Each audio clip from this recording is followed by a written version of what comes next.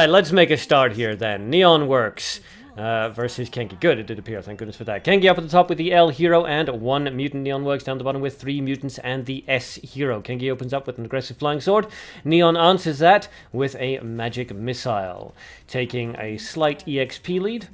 Let's see how this goes. Kengi aggressive again with the Forest Keeper Imp. An unusual style of play from Kengi. We're used to seeing much more defensive here.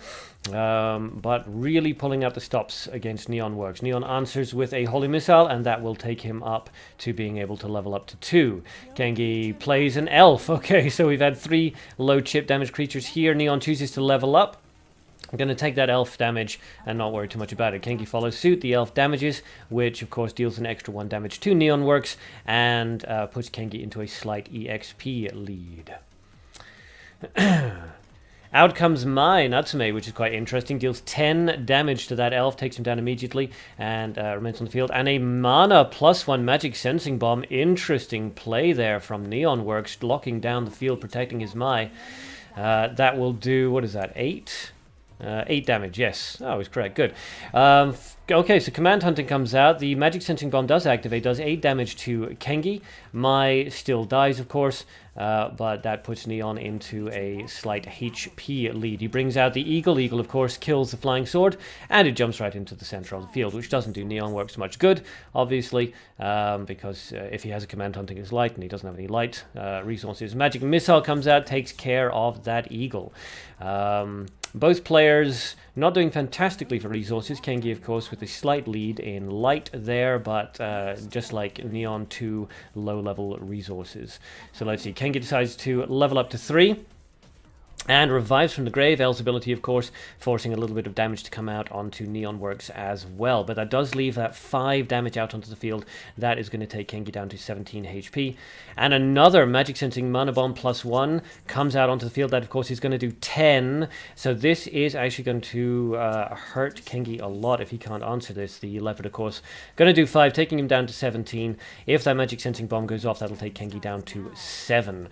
Elf comes out. Another Light Command Hunting +1. He's really not afraid of these magic sensing bombs, takes himself down to 7 HP and kills the Leopard, putting the Elf back out onto the, or leaving the Elf on the field.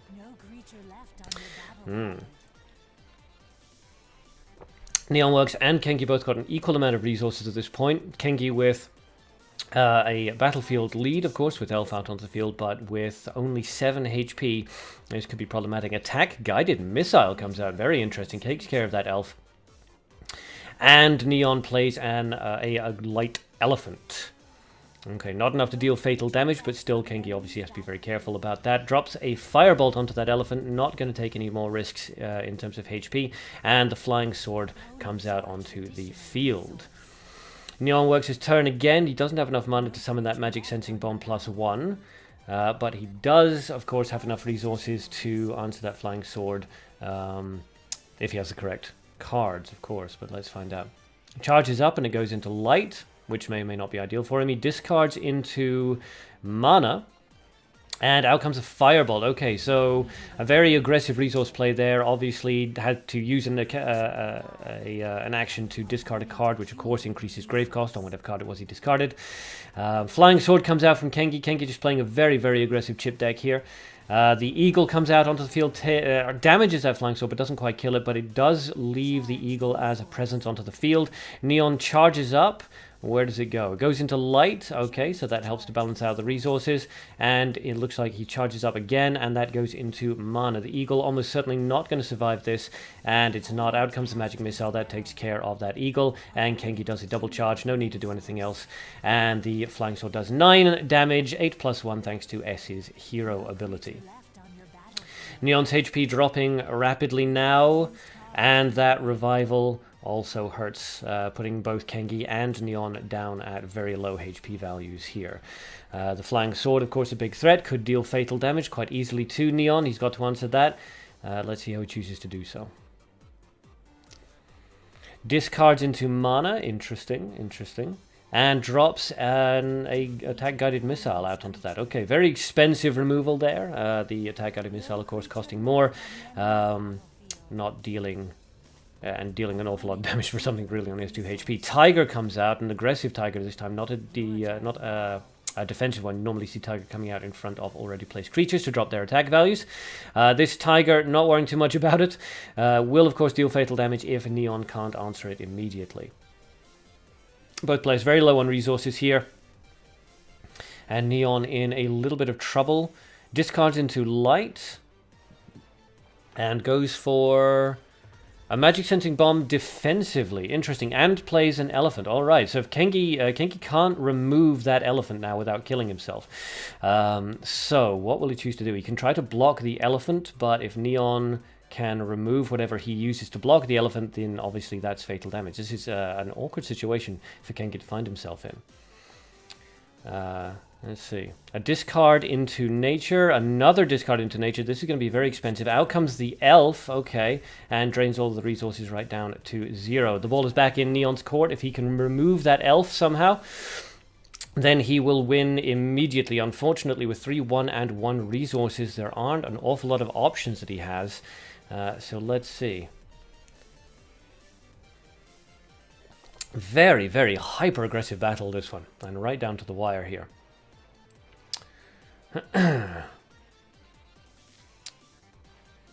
Neon is thinking about it. Obviously, there are no easy options here. And I don't think we've seen much in the way of... yes, he has to discard into gold here. He has to bring something gold out. And he chooses to bring out the leopard. Okay, so an understandable choice. This could be interesting. Kengi, of course... I think we've seen a light command hunting come out from him before, but maybe not. We might be about to see another firebolt.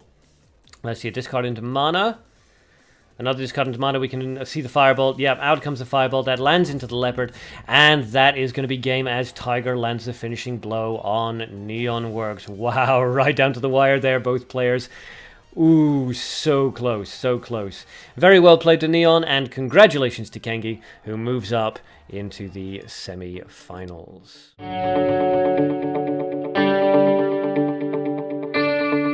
Alright, here we go. Gamer404 up at the top with the Izanami hero, fascinating, and 1 mutant, and YellowDragon down at the bottom with the L hero and 3 mutants. Elf comes out and is immediately answered by a heavy offering. As people who watch the live streams will know, Heavy Offering is one of my favorite sort of counter cards. I do really enjoy using that. YellowDragon brings out a Black Spirit, playing a very, very aggressive game here, which is immediately answered by Notira's Needle. Gamer404 answering everything that YellowDragon brings out for either equal or, you know, kind of better cost in a lot of ways. That Notira's Needle turned out to be a free spell. Flying Sword comes out, so YellowDragon playing in much the same way as we saw Kengi play earlier. Will Gamer404 decide to answer that Flying Sword, or will he level up and just take the 4 damage that will income? Because, of course, it's about to drop its attack value. There it goes. He decides to level up, and YellowDragon follows suit. The damage goes off, taking Gamer404 down to 26 HP, and giving YellowDragon a bit of a XP lead. Gamer404 brings out the elf in front of the Flying Sword. That was, of course, going to counter it hard, unless YellowDragon decides to remove the elf with a spell. Which he does. Command Hunting comes out, takes care of that elf. The Flying Sword is going to get its attack damage off. Let's see if YellowDragon decides to go defensive here and charge up, or if he wants to really pile on the pressure. He decides to charge, which is the right choice generally to make. You want to maintain your resource advantage as much as you possibly can. There he goes, a little bit of lag there for some reason, and the 4 damage comes out into Gamer. Gamer decides to do a very aggressive counter there with Leopard in front of the Flying Sword and the Black Sheep Pan on the far right-hand side. Let's see. So YellowDragon already used up his Command Hunting. He's not going to want to do that again, but he is going to bring out the Firebolt, taking down the Leopard and freeing up the space in front of the Flying Sword. He really just wants that 4 damage coming out, which is understandable. 4 damage at level 2, very, very powerful. Well, at any level, really, at level 1 or level 2. It really adds up over time. Gamer404 beginning to drag behind a little bit in HP, but brings out the Skeleton Knight, and that is going to cause a bit of a problem for that Flying Sword. That may finally be the end of that Flying Sword's shenanigans, because of course you'd need to remove that Skeleton Knight twice, which he does kind of go for. The Skeleton Knight dies, becomes a skeleton, and YellowDragon decides to level up. The Flying Sword deals some damage to the skeleton, but doesn't quite kill it, of course. Gamer404 follows with the level up, and performs a charge, which of course deals 3 damage and takes care of that Flying Sword, allowing 7 damage to come out, taking YellowDragon down to 24 HP. Izanami, now that she's up at level 3, is going to cause some problems to YellowDragon with these 3 damage per charge. Lyn comes out, that's going to take care of that skeleton. The cocoon, of course, snagging the Lorna.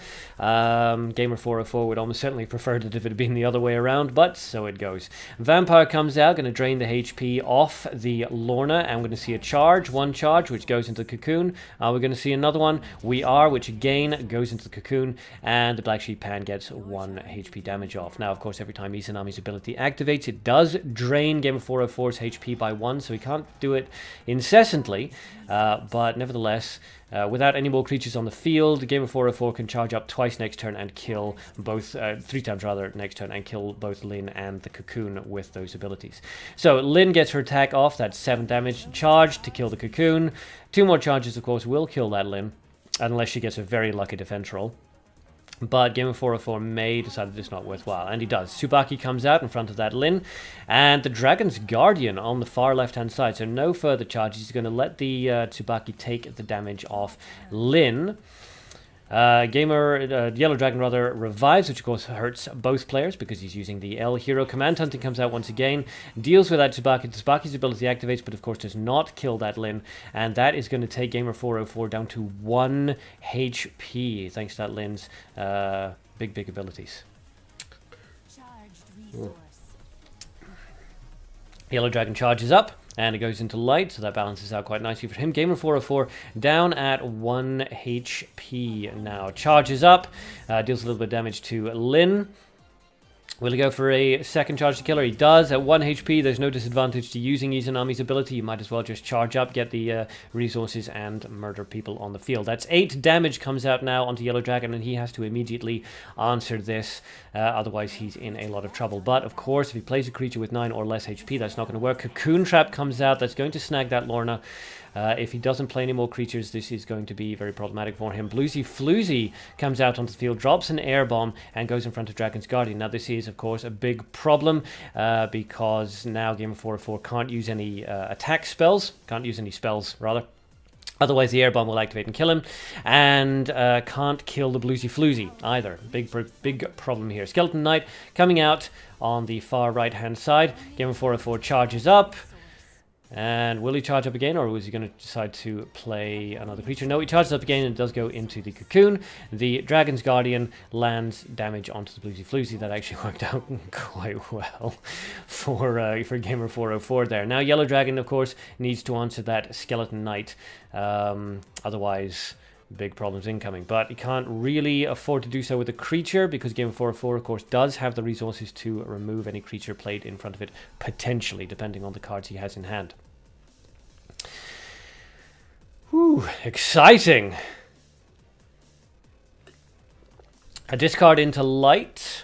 And what are we about to see? We're about to see a Holy Missile come out. Oh, nicely played. That Holy Missile, of course, takes out the creature. Bluesy Floozy is opened up for fatal damage and manages to land the finishing blow onto Gamer404. So well played to Gamer404, and congratulations to YellowDragon there. Going up against that Izanami that actually did a surprising amount of work there.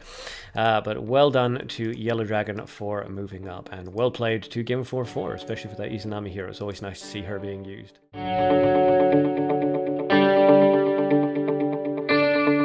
Okay, so SnowLeopard versus Jukeisha. SnowLeopard up at the top with the S hero and 2 mutants. Jukeisha down the bottom with the Sarah hero, which is quite interesting, and 1 mutant. Will, hello. Late. Okay, so Jukeisha opens with a very aggressive elf, and it is SnowLeopard's turn. He answers with an elf of his own, of course, with the S ability. SnowLeopard's elf will actually overpower Jukeisha's elf, despite the fact that it was dropped second. Okay, let's see. Command Hunting comes out and takes care of that elf. And the Jukeisha's elf does manage to get 3 damage off, of course, thanks to S's secondary ability. Fireball comes out, takes care of Jukeisha's elf, and clears the board. Jukeisha is ready to level up, and he does so. And SnowLeopard follows suit. Let's see. Leopard comes out, facing off against SnowLeopard. Oh. And a Forest Keeper Imp on the right-hand side. So very, very aggressive play there by Jukeisha, not conserving resources, just flooding the field, hoping to take advantage of the fact that SnowLeopard has already used a removal spell. Let's see if it pays off for him. I'll continue to drink this Arc Juice Light. Ugh. Okay, Elephant comes out on the far right-hand side. That is, of course, going to kill the Forest Keeper Imp, thanks to S's ability, on its next turn. So if Jukeisha wants to keep that Forest Keeper Imp alive, he's going to have to remove that Elephant. Will he play something else aggressive? SnowLeopard decides not to. Discards a card into nature, so this could be interesting. Could be Hidden Spider, could be Ambush Vine. Generally, when you see the S hero, you assume any nature discards are Ambush Vine, but who knows? And it was, in fact, an Ambush Vine, and it comes out in front of the Leopard. That is going to, of course, kill the Leopard long before the Leopard could kill the Ambush Vine, but then... yeah, so it goes. It would have happened anyway. Magic Missile comes out, takes care of the Ambush Vine, drops it right back into the grave. Interesting. So Jukeisha is just going to let that Forest Keeper Imp die. Not going to take any steps to remove that light elephant. He wants to keep his 2 leopards out of the field. Command Hunting comes out. That's going to kill that far left-hand side leopard. And Black Spirit comes out in front of Jukeisha's leopard. The elephant kills the Forest Keeper Imp thanks to S's ability, and now SnowLeopard has battlefield control. Jukeisha revives out of the grave, which is interesting, and is now ready to level up to 3. Will he decide to do that and just take the elephant's damage, or will he decide to drop another creature or play a removal spell? Let's find out. Paralyzing Bullet comes out, takes care of that Black Spirit. That is going to be 6 damage coming out onto SnowLeopard. Jukeisha really just hammering into SnowLeopard's HP right now. But of course draining his resources while he's doing so. SnowLeopard managing to maintain a resource lead, although light and mana not looking so great. A lot of resources into nature. Cocoon of Evolution comes out onto the Leopard. That's an interesting delay play by SnowLeopard there, although he may have a plan for the future. Let's find out. Jukeisha is ready to level up to 3, but he may decide to play a removal spell first for the lowered resource cost. Command Hunting or something, perhaps. But he decides to play an elf, which is quite interesting, luring out that Ambush Vine. Interesting choice. Interesting choice. Normally, of course, if you're playing a creature when you're ready to level up, you level up first and then you play the creature. But perhaps he just wanted that elf, that Ambush Vine brought out. Decides to go for the Command Hunting, not bothering to level up to 3. Just going to keep at level 2 and pile on the pressure as much as he possibly can. Magic Missile coming out, that's going to kill that Cocoon. And 1, 2, and 4 resources, not a heck of a lot. SnowLeopard decides to charge up instead. He's going to put that 4 damage out, and he's going to ignore that elf for now because, of course, it is still paralyzed from that Ambush Vine. Jukeisha decides to level up, which puts the resources into mana. And will he decide to remove that elephant now, block the elephant, or is he going to continue to ignore it and save up his resources?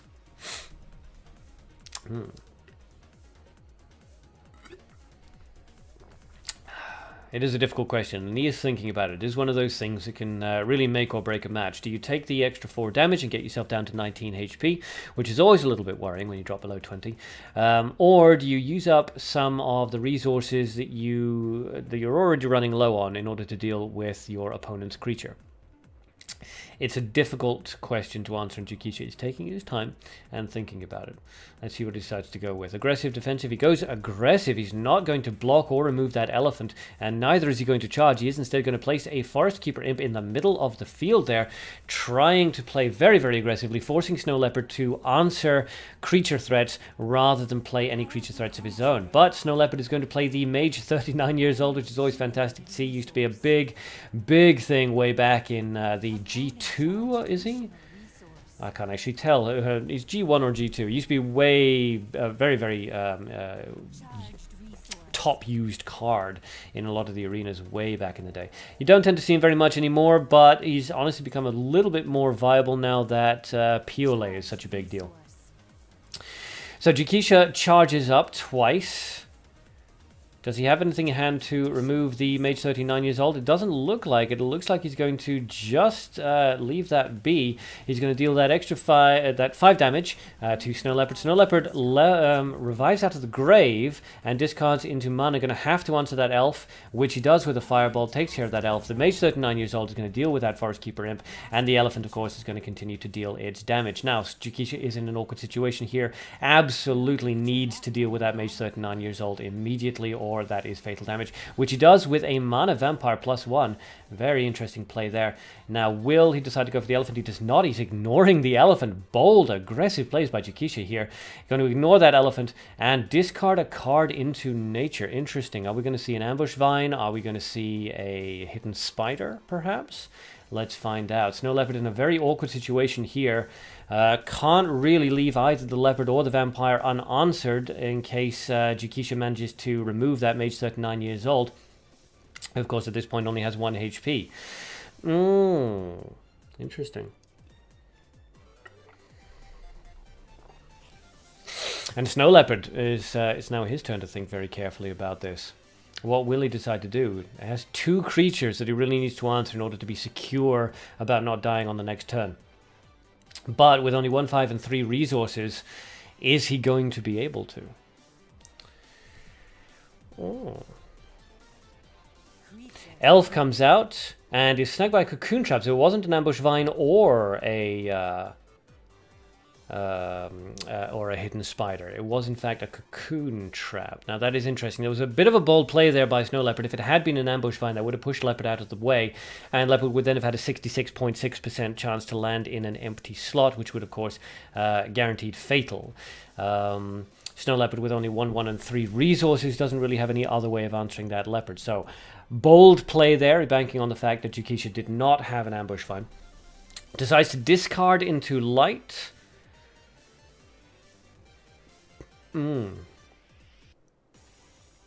Let's see. Cameron, discard for Paralyzing Bullet and Duke wins. There's nothing on SnowLeopard's side to Paralyzing Bullet except for the cocoon. Because it won't damage unless the creature's already paralyzed.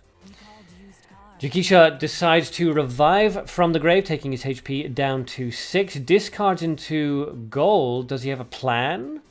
Paralyzing Bullet, Weaken Spell comes out. It's not really going to affect that Paralyzing Bullet. That's going to damage the cocoon enough. Okay, interesting. Damages the cocoon enough that he can deal with that. SnowLeopard revives. Oh, interesting. Okay.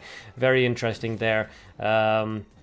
Revives in order to damage Jukeisha's HP thanks to Sarah's secondary ability, and Elephant manages to land the finishing blow. That battle was very, very close. Very well played to Jukeisha there, managing to take SnowLeopard right down to the wire, but SnowLeopard just managing to pull the victory out, and congratulations to him for moving up into the semi-finals.